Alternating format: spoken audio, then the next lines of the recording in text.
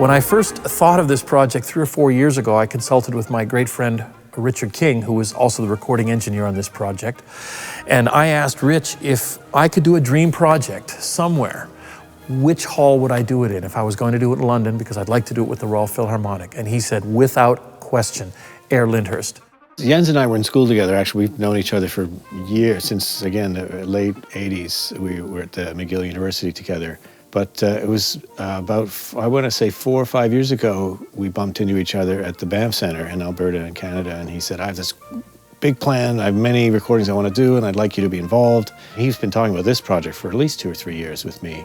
And when this project came up and he wanted me to be involved, I was more than happy, but I said, listen, a recording, classical recording in sessions, take after take, you need a real classical music producer, not just me.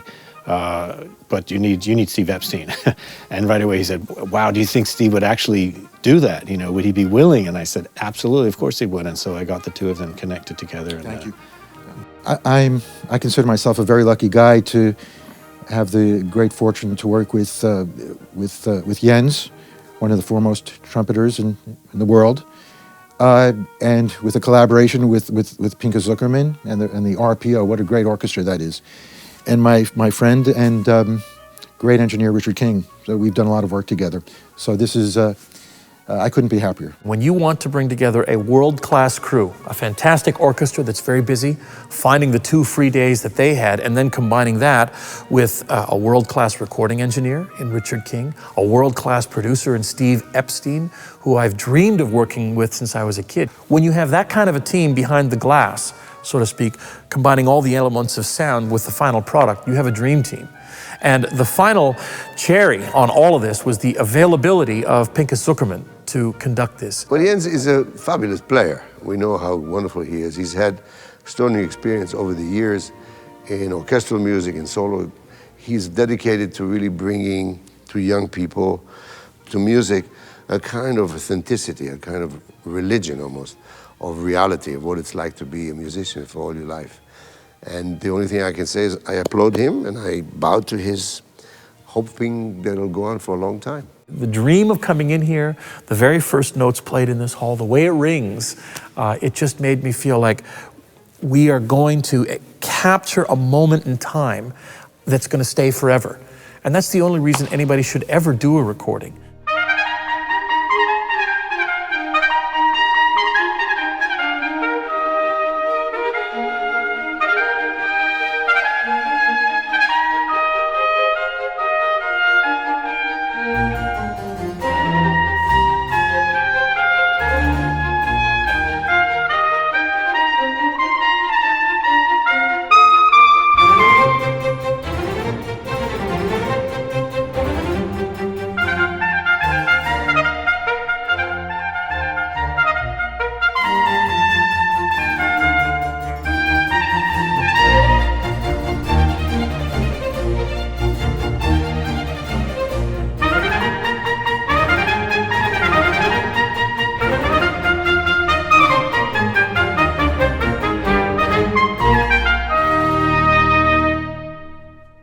This particular horn, the one that I'm holding here, is an instrument that was designed for me by the Yamaha Corporation.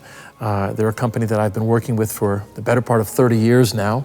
And to celebrate the fact that the Haydn Trumpet Concerto, which was written in 1796 for a brand new instrument, which was the first time, in fact, that trumpets could play chromatically, diatonically and chromatically. The entire scale was now available to us. In other words, the Haydn is ground zero for all trumpet playing, regardless of any style, to this day.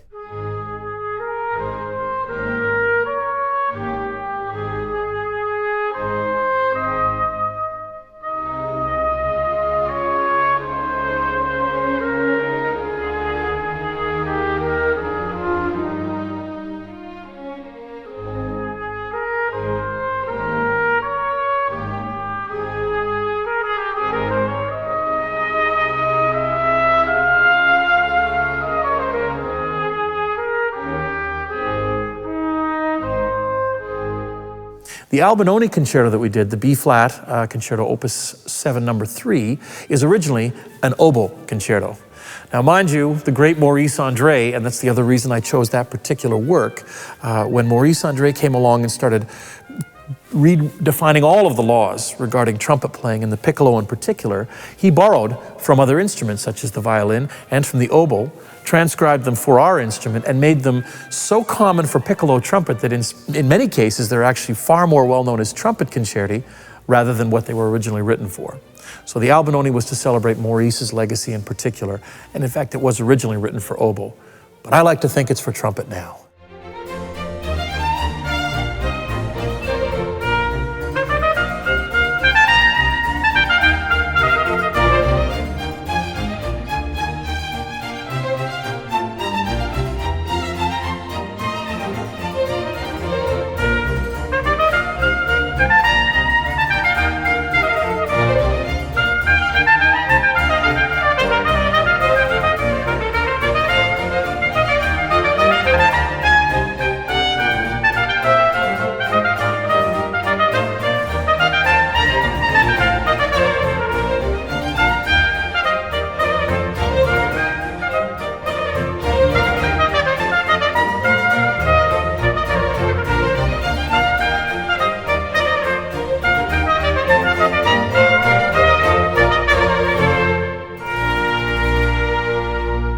The opportunity to get to do this in this kind of a setting and with these artists, there are a lot of things that come into play and a lot of people that have to be thanked behind the scenes.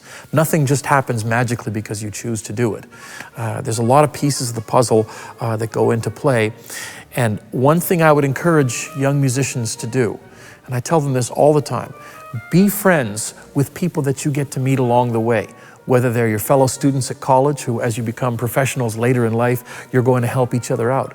Be friends to people that can mentor you artistically, as Pinchas does with so many young artists.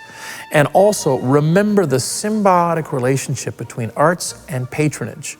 Our duty as artists is to perform something in a manner that is sharing it with an audience or with people that can help us behind the scenes. That's our job. It's not to impose, it is to embrace. And I think if young people especially keep that in mind, you might be amazed at how quickly the dominoes can start to fall into place when you have a dream project such as this.